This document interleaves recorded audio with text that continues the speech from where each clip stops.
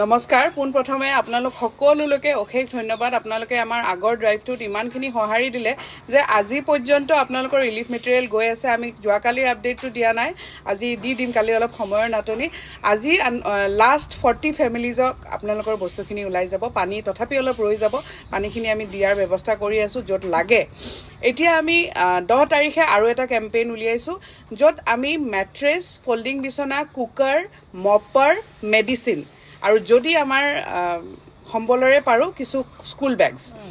এটা কথাটো হৈছে যে কুকাৰখিনি আপোনালোকে আগৰ নিচিনাকে মোৰ বা কৃষ্ণাক্ষীৰ ঘৰত আপোনালোকে পঠিয়াই দিব পাৰিব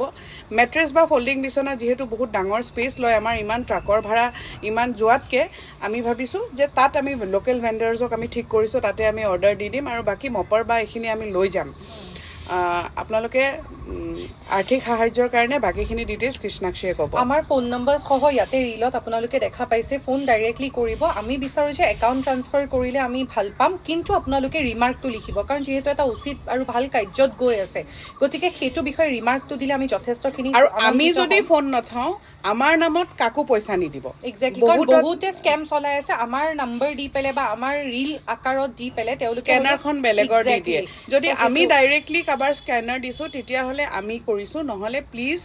কাকু আমি বুলি পইচা নিদিব প্ৰথম কথা আমি ফোন উঠালেহে দিব